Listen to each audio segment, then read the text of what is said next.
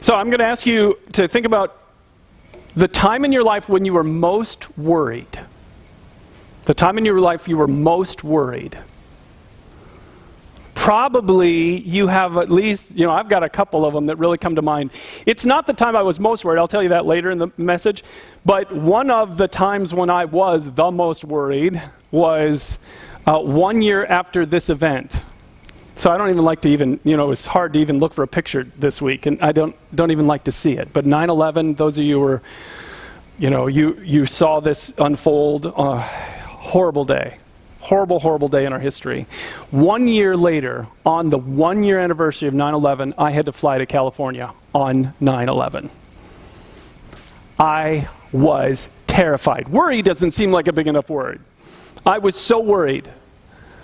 I hadn't flown since 9/11, and so the weeks leading up to me getting on the plane were horrible weeks. I imagined everything bad happening, right? You can imagine what I was thinking. If you flew after 9/11, you know what I was thinking. You were scared of everybody around you. You were watching for everything. I was sure the plane was going down. I was sure I was going to be next. I was sure it was going to happen with the plane I was on. And I got on the plane and flew to California, and nothing happened. And then I got on the plane from California and flew back, and nothing happened. But I made myself sick with worry in the weeks leading up to that flight. You ever done that? Ever made yourself sick with worry? Easy to do. I started thinking about it because the truth is, as people are talking about, people are so worried in America today. And I started making a little list. I stopped making the list after a while because I'm like, I don't want to read this list. But here's some of the things people are worried about today. Anyone worried about the Delta virus? And are you constantly hearing about the Delta virus? And anyone worried about the political chaos of our country and the division that exists between red and blue? And it's like they hate each other. We're all Americans, and we hate each other. And the race issue in America, and now inflation being talked about, and pollution issues, and homelessness in some of these big cities. And it's just hard to see, and childhood poverty is becoming an issue. And the debt crisis. And rising crime rates. There are many places in many of our large cities it is unsafe for you to even go. And people are worried about this. And now they're talking about evictions and foreclosures because of COVID, and now that consequence is about to hit us all. And so we don't know what it's going to take. And I actually, like I said, I stopped writing the list after a certain point. I'm like, I don't want to put anything else down. But I'm not done, am I? There's a lot more stuff we could be worried about. And for many, many Americans right now, the future is scary. They feel very uncertain about the future, and they're worried about the future, and some of you, that's how you feel today. You're very scared for your kids or grandkids. You're scared for yourself. You don't know what the future holds, and it's really, really troubling. Matter of fact, what I read is this. I read this pre-COVID. Pre-COVID, 60 to 90% of all medical office visits were stress-related. We're literally worrying ourselves sick because there's so much to worry about. Now, the truth is, some of you, you know exactly what I'm talking about because you feel very worried right now. Worried about maybe a topic I mentioned or maybe something I didn't mention, something that's going on in your life or the life of someone you love. You are worried today. Some of you have been worrying while you sit here in church already. You've already been worried about something, right? It's already in there. So we started a series last week. We just called it Poison. And this is about, controlling the poisons that try and enter into our life. And I want to show you today how to remove the poison of worry. So would you please open your program, take out these notes inside. I want to ask you to grab your notes, grab a pen. There'll be some things you want to write down. Welcome to all of you who are watching online. I love the stories. Heard another story this last week. Thanks so much for watching. And again, if you're watching online at our website at penuelchurchlife.com, you can just grab those notes right away too. So let me show you 3 things today about removing this poison of worry out of our lives. The first thing is this. You have to actually start thinking of worry as poison. You have to actually start thinking of worry as poison.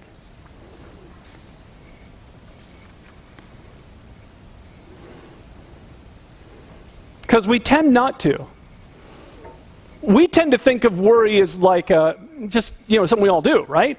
And we take for granted, we're flippant about it. Some of you, like I said, you've already been worrying this morning about things in your life, or maybe things that are going to happen this week. You're already worried, and you just kind of accept that it's just how it is.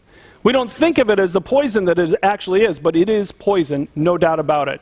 And there's so many things that we can worry about today.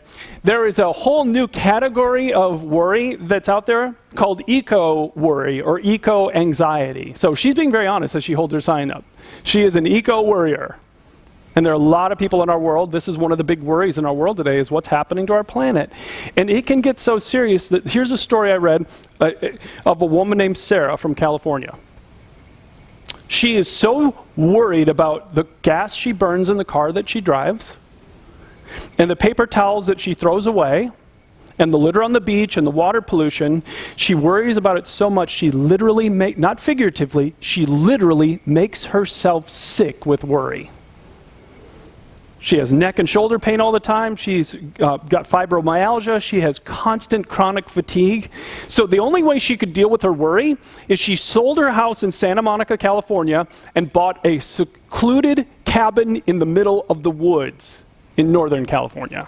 And she moved her whole family into the middle of nowhere. She said, now we only drive to the grocery store once every 3 weeks.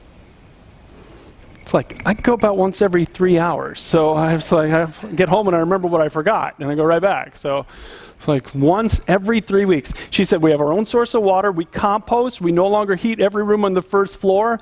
I mean, the fear and anxiety and worry are taking over her life. She's going to do everything she can to deal with this worry. So again, I really want you to think about this. What are you worried about today?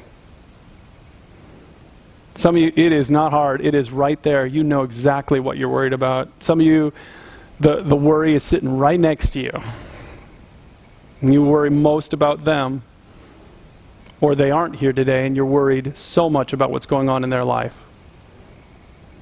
Here's what you need to understand. Doctors know. This isn't controversial at all. Go to the Mayo Clinic website and look up the consequences for worrying. Anything on that list you want? Anything on that list you want? This is what we know, and by the way, and then it said, and many more. Doctors know that if you start to allow yourself to worry, it will be toxic to your body. One doctor said, we don't know why it is that worriers die sooner than non-worriers, but that is a fact. Did you hear that? Worriers die sooner than non-worriers. Some of you, that makes you worried. You are really worried about that now. It's like, oh no, now I got to worry about that too. It's like, dang, shoot, I wasn't worried, now I'm worried. I'm going to die too. My worry's going to kill me, right? So again, are you getting it? Do you see it? Worry is actual poison. It changes the biochemical interactions of your body when you allow yourself to worry.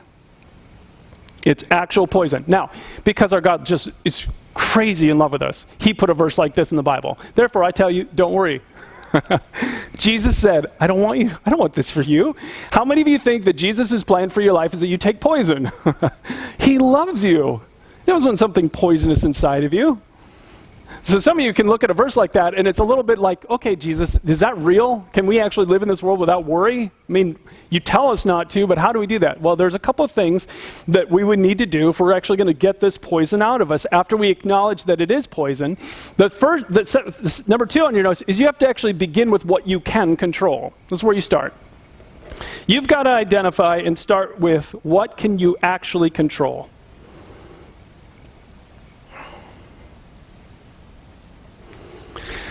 Now, what I'm about to say could easily be misunderstood. Isn't that great when somebody says that? All right, so please listen carefully.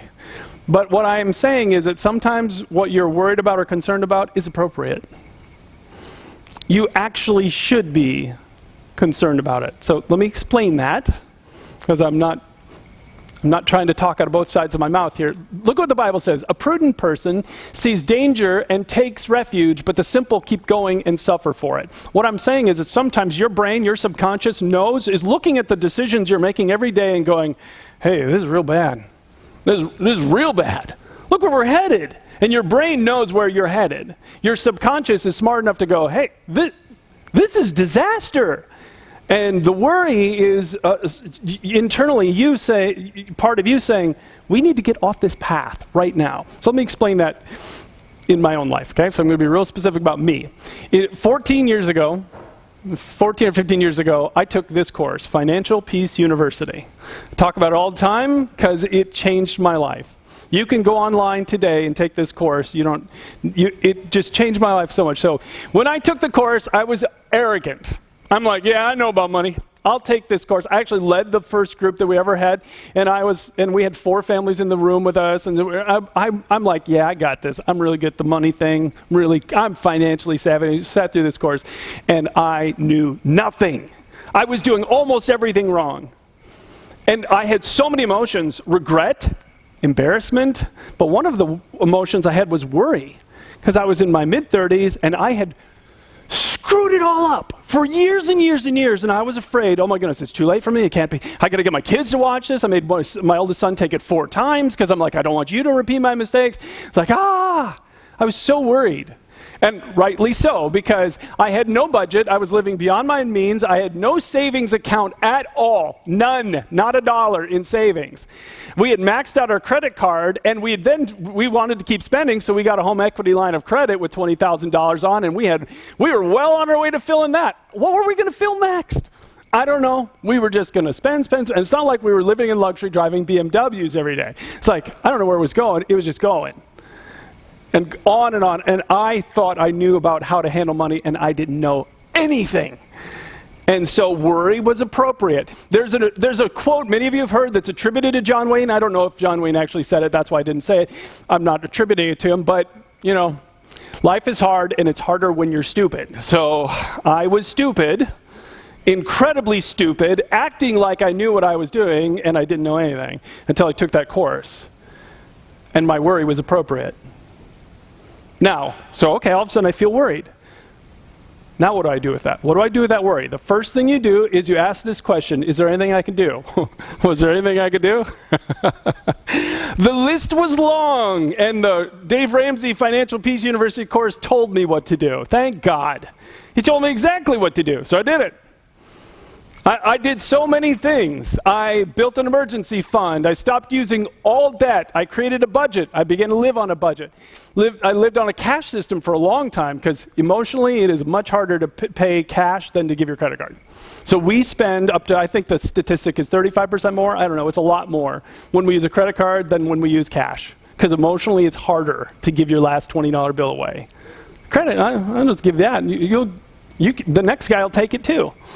But when you give your last $20 bill away, you don't have anything left to give. So it was a real change. I paid off all my debt. I began to work toward the goal of saving 3 to 6 months of total take-home pay in an emergency fund. So now when an emergency happens, I have annoyance, but I don't have worry because I changed the way I lived. When you ask the question, is there anything I can do now? Oftentimes there are answers to that. And when you do those things, then the worry goes down. So I want to ask you this. I want you to think about this. Some of you are worried. The number one thing you're worried about are your personal finances today. Number one thing. You are worried about your budget. You're worried about how you're going to make ends meet. You are worried. I cannot recommend that course enough. I get absolutely no kickback from Dave Ramsey, and he runs that course. None. It just changed me. It's helped me so much, and I want it to help you. So if that's what you're worried about, you can do that. What if you're worried about your marriage? Some of you you're worried about a romantic relationship you're in. It's not going the way you want it to go. Some of you are worried about your marriage. There are incredible solutions out there, and that's the guy right there, Dr. John Gottman. He and his wife run this amazing clinic out in Seattle, and you can go to Gottman.com and sign up today. And you can get a newsletter. You can get his email sent to you. You can sign up on his blog. You can follow him on Twitter and other things that I don't know anything about, but I know you can. You can tweet and follow his Twitters. And social media is all over. Again, I don't do any of that stuff, but it works. And you will learn so much, you can't believe it. There are simple things you can do that will change your relationships. They'll make it better. Sometime in the future, I've planned that I'm going to do a whole series on just what I've learned about marriage from that guy. It's incredible. You can change your relationships. Some of you are worried most about some addiction, some secret thing you have in your life, or some trauma that you know that you have never, ever dealt with. Many, many people have pain from their past that's still affecting them today, and they know it is, and they've never done anything about it. And some of you, that describes you. And if you've tried to get into the counselors in the area, it can be really hard to get in to see a counselor. It can take months to get in. And I found this incredible resource called betterhelp.com. And if you go there and this is your deal, you'll see, or maybe you have a friend that needs this, write it down for them, betterhelp.com. Write it down for one of your kids, betterhelp.com. And you can screen through it. It gives you this really cool questions. You go through these questions and it'll point you to the counselor that they think can help you best. It's amazing. And you can get one that reflects your Christian beliefs too. So, wonderful resource. Deal with it. There are things you can do that will make your life better. I love the title, BetterHelp. And then some of you are concerned about your career. Some of you, this is the number one thing. It's like you don't like your job. And you are worried about even going to work tomorrow. You don't know what you should be doing. You don't know where you should go. Go to that site, upwork.com/hire/career-counselors. Love this site. Now, if you go to that link directly, what it'll do, it'll take you to a place where you can see all these professional career counselors. They are trained, they do this for a living. They counsel people on how to find the right fit for them in the future. And you can scroll through, you see their face, their description, what they specialize in, and the amount they charge per hour. Now, let me warn you, career counselors, they can make a little bit of money. The lowest I think I saw was $50 an hour. Now, I know some of you are like, oh, I'm not paying $50 an hour for some person to tell me what I should do. It's like, I'm making their life great. It's like, think about that. How much does your monthly cable bill cost? Okay, probably a little more than $50. So I want TV more than I want to figure out where I want to go in my career. It's worth $50. It's worth that every month to get on the right path for your career. Figure out what you should be doing in life. What a wonderful resource. Again, so sometimes we're worried about things that it's like God's saying, you can do something about this. Brian, you can take FPU and you can clear up this whole worried about personal finance thing. Oh, okay. So that's the first question. Is there something that I need to do?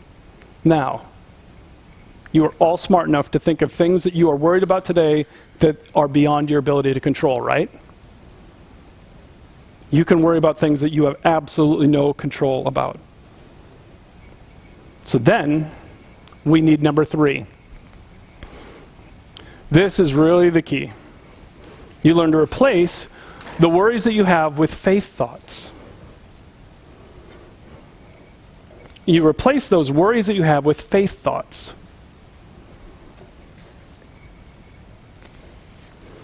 My hero in the faith is a guy named George Mueller. Many of you know that I talk about him a lot. He ran orphanages in Bristol, England in the 1800s, where he cared for 10,000 orphans in his lifetime, and all of it provided by faith, all of it. He never asked a human being for $1. You think raising a couple of kids is expensive? How much is raising 10,000 children?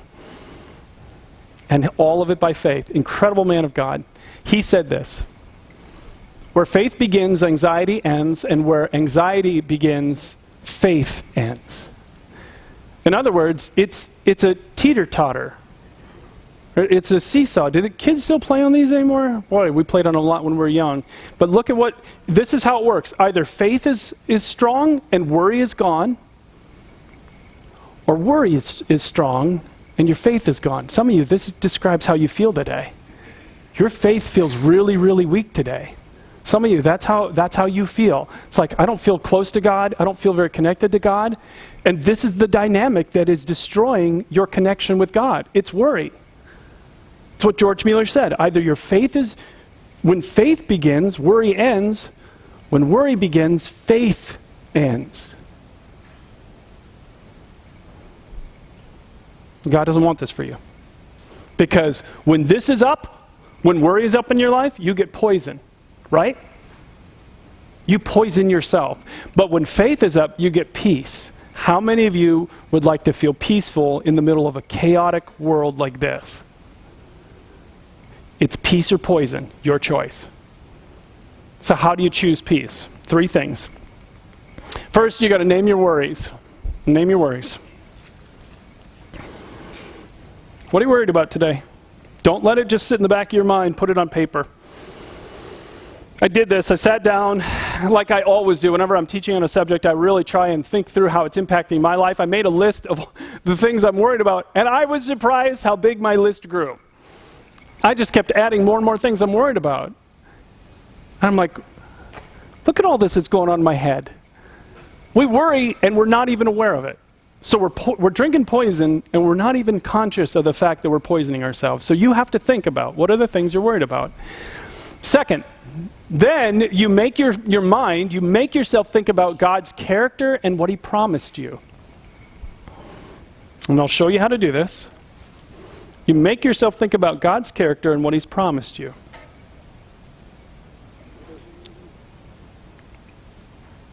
So, again, this is where you're going to replace the worries with faith. So first, you remind yourself just how powerful God is. You remember just how powerful he is. So I wanted to show you one of the things I love about nature. I love these little guys. I love hummingbirds. Incredible creature in God's world. Do you know they're the only bird that can fly backwards? You know that? The only bird that can fly backwards. Did you know they have no sense of smell? They don't find your hummingbird feeders because they can smell it. Did you know that? No sense of smell at all. They have an incredible sense of sight, and they see the colors. That's why your hummingbird feeders are brightly colored. They attract the hummingbirds. Do you know that if you could hold one in your hands, and you could hold a nickel in your other hand, they would weigh the same? They weigh a nickel. Do you know they can't walk at all? Those little feet are only for perching. God allowed them to fly backwards, but they can't take a step. So it's like, well, that's cool. And what, you ever see them go up to a flower or to your hummingbird feeder? Do you know what they're doing? They are flicking their tongue out 13 times per second. Go ahead and try that. 13 times per second. Flick your tongue out there, right? 13 times per second. And it's important that they do it because they have to consume twice their body weight every day. That sounds kind of fun. I wouldn't mind that. Twice my body weight every day. It's like, just stack the chocolate up. I'll get started now. It's like twice their body weight every day in order to be able to survive. And the most amazing thing to me is there are over 330 different species of hummingbird. 330. So when I see stuff like that, my mind goes, oh my goodness, he, our creator, is incredibly creative, right? He's like, I'm going to make a bird that can fly backwards. And he made one. He made one, and it's going to weigh less than weigh about a nickel. I mean, it's just incredible. He's so creative and so powerful, and that's really important because what do you need when you're facing something you're worried about that's beyond your ability to control? You need a powerful, powerful force that you can trust in, right?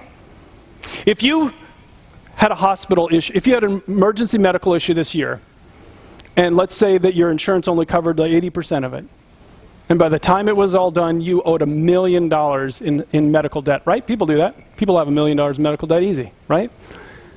And you came to me and said, Brian, I really need your help. I'm going to say, I'll pray for you. Because I can't help you. But if you have this rich Uncle Bill Gates, and he's your rich uncle, and he loves you, and you're his favorite nephew or niece, who are you going to go to ask for help? Your rich Uncle Bill Gates or me? Well, don't come to me. Go to him, right? Because he's capable. He's capable. God is capable of helping you with everything you're worried about today. He is capable. He is powerful and creative. So you remember that. It's like, okay, I remember you're capable, God. But then you also remember just how much he loves you. You remind yourself of just how much he loves you. And I have a whole new perspective on this. Okay, God, I know you're super powerful, super creative. You can do things I can't even think about doing. And I remember that you love me. Just as I am, just as I am. And again, new perspective on this because of this, right here. Changed my whole perspective. for this message today. This is my new grandson, Lincoln. I got to spend 2 days with Lincoln. This picture was taken yesterday as I held him, and he just decided, he's 8 days old in this picture, and decided to open his eyes and look at Grandpa. Yeah, it's like, whatever you want, Lincoln. Whatever you want, right? Whatever Lincoln wants. Like, oh my goodness. There is a love that is just overwhelming. I mean, you love your kids. But your grandkids, whew. It's a whole new kind of love. I mean, it is overwhelming, indescribable. And here's what you have to understand.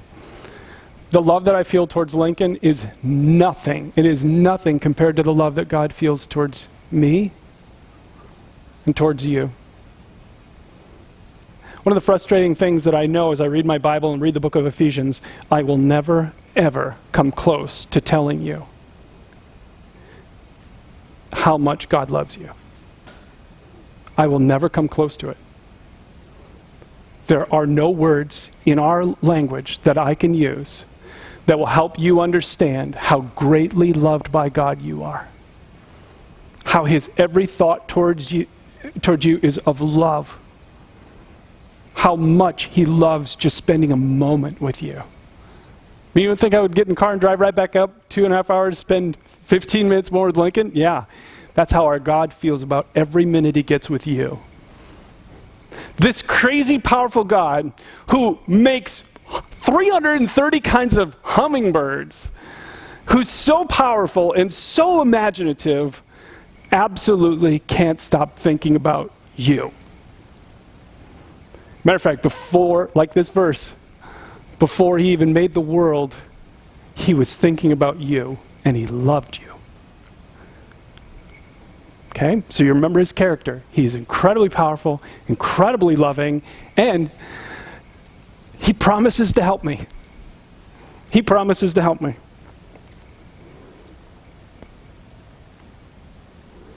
This incredible God promises his help to us. I'm a big proponent of writing down the things you want to pray about, otherwise you don't remember them. So I have a notebook where I write down my prayer things I'm praying about. At the top of the page is one verse. I always start my prayer every day with this verse. Hebrews 4:16 says, "Let us come boldly to the throne of our gracious God." Do you know that's what you're doing when you pray? When you pray, when I say, hey, let's bow our heads and just pray, what spiritually is happening is you and I spiritually step in front of the throne of the King of all creation. That's what's happening to you. You are approaching his throne. And by the way, how does he describe it? What kind of God is he? A gracious God. So you're standing in front of him when you pray, and it says, there, we will receive his mercy. We will receive it. It's not optional. It's not conditional. We will receive it, and we will find grace to help us when we need it most. Did you catch those two little words? What does he love doing? He loves helping us. He loves it. He absolutely loves helping us. So this is what you're doing when you're praying. You're coming to the God of love who can't stand, every minute he gets with you is just the best minute of his life. It gives him great pleasure to be with you, who's so powerful and creative, who promised to help you. And so what you do then is you put these thoughts in your mind, and then you take a step of faith. Because faith isn't just what you believe. If you think faith is just what you believe, you're missing one whole element of faith. Faith is what you do based on what you believe. That's faith in the Bible. A lot of people have belief in God. It doesn't change their life in any way. It's what you do based on what you believe. That's true biblical faith. So I believe that my God is powerful and loves me, and he's going to help me, so what do? How do I demonstrate my faith in him when in the middle of these situations that I'm worried about? You thank God before you even see him do anything, because he's promised he's going to help you. He's promised he's powerful. He's promised he loves you. So before I even see you do a thing, thank you that you're already at work. You're not telling him what to do. You're thanking him before you even see it. And this is what it says in the Bible. Don't be anxious about anything, okay? So that's where we're at. We're worried. He said, but in everything, by prayer and petition with thanksgiving, present your requests to God. This is what he wants you to do. Would you tell him about what you're worried about? And here's what I'm asking, God, help me. Or help this, my child is struggling so much. I need you to help him. This isn't where I want this relationship. Please help. And then again, what's the choice? Peace or poison? Your choice. If you choose worry, then you choose to drink the poison. If you choose faith, you get peace. Look what he says. The peace of God, which transcends all understanding, will guard your hearts and your minds in Christ Jesus. But the key is that phrase I highlighted right there. You do it with thanksgiving. So what are you worried about? Here's what you do. Well, let me tell you this in the context of my life. When I asked myself the question, what have I worried about the most? It wasn't even a hard answer. Immediately knew the worst time of my entire life. It was after my divorce. I was a single dad with 2 kids at home, and I didn't have a job, and I didn't know what I was going to even do. I had saved. I had 3 months of savings, so I knew I'd be okay for 3 months. But I had my 2 daughters, and I was terrified. I mean, I can't even describe the fear that I felt. The fear and worry. And so every day, this is the seesaw you get every day. You can choose to live with the worry and your faith will die, or you can intentionally put faith thoughts in your head, feed your faith, and your worries will die. Poison or peace, your choice. So every day I would get up and I would sit in this chair that I had, and I had my Bible, and I would flip to, and if you heard me teach before, you know where I always tell you to go. What book do you go to in the Bible when you need to hear from God, when you're scared or you need his help? You go to the book of Psalms. Thank you. Biggest book right in the middle. So I sat there and I just would read in Psalms until every day I would read something about his power that would make me go, okay, good, he's got this, okay. Or about his love for me. Before I even made the world, I loved you. Or some promise he had made to take care of me. And then I would focus on that, and I would thank him before he even did a thing. And I did that every single day, sometimes twice a day in my chair right there, because I needed to make my faith grow and my worry die. It's remarkable to think about now, because it was 5 years ago. And what God has done in my life since then is just been incredible experiences with God. When you trust him in the middle of your worries, you will experience God. He did things for me that I could never have done in a billion years because I'm not in control. I could never have made them happen, and he just kept making them happen. God will make things happen if you will trust him with the things you're worried about. If you choose to go the other way, then your power will make things happen. Okay? So go ahead. Whatever you're capable of, you make them happen. But if you will trust him, you will experience him in ways that I can't tell you what it'll be like, because he's so creative and imaginative. I could never have predicted where I'm at today 5 years ago. Never. Our God is so gracious and so loving. You choose. You choose. So for those of you who say that you follow Jesus, my question is this. What's growing in your life? What is this pendulum, what does this seesaw look like today, this teeter-totter? Which way is it going for you? Which one is up? Is faith strong and worries are down, or worry strong and faith is down? There's a pastor named Tim Keller who said, worry is not believing God will get it right. Is that what you're struggling with? You actually think he can't get it right? The God who made 330 different types of hummingbirds that can fly backwards and weigh a nickel. You think he can't get your problem right? You think, oh, that's too hard for him. Really? He can get it right. Follow these steps. God, here's what I'm worried about. I'm choosing to remember how much you love me, and I'm asking for your help. And before I even see you do anything, thank you that you're already at work. Let your faith grow. Some of you are just exploring your faith with us here or online. So glad that you're watching. I cannot tell you enough how much he loves you. But the proof of his love is incredible. What he did 2,000 years ago when he sent his son Jesus into this world. Jesus Christ, God wanted you and his family. He wanted you. You're the one he wanted. And he loved you so much that he sent his son Jesus to die on a cross to pay for all the unloving things we've ever said or done or thought in our life, ever. Can you imagine how many unloving things we've said in our lifetime? Unloving things we've done? What was happening on the cross when Jesus died was he was paying for all of those. And then he rose again. And if you will let him, he will forgive you, adopt you in his family, he will make you his child. And all of the incredible promises of the Bible will be yours. Let me have you bow your heads. Maybe this is the next step for you spiritually, is to let Jesus Christ give you this incredible gift. And he will, if you'll let him.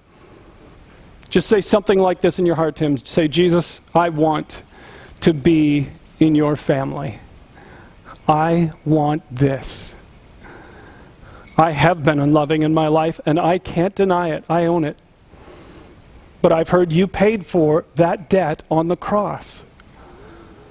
Please forgive me. Come and make your home inside of me. Make me your child today. In Jesus' name, amen. Now, as we finish up today, can I ask you all to grab your connection card out of your program and just take a moment and take this out. Even for regular tender, I ask you to do this every week. Just put your name down so we knew you were here. But some of you may have prayed and asked for his forgiveness or wanted to renew your commitment to him. Here's a box. You can just check that box and let us know. We'll send you some follow-up, some stuff in the mail. Some of you came in here with something really heavy that you want us to pray about. Do you see this section here? We'll pray for that. Our God is bigger than your problem. He's bigger than it. Let us pray with you and thank God in advance for what he's going to do in that situation. So put it down here and then just drop it in the offering box back on the back walls where you came in. Also, if you're watching online and you said yes to Jesus, let us know. There's a I said yes to Jesus box on our website at PendleChurchLife.com, and let us know what decision you made today. All right. Thanks for coming.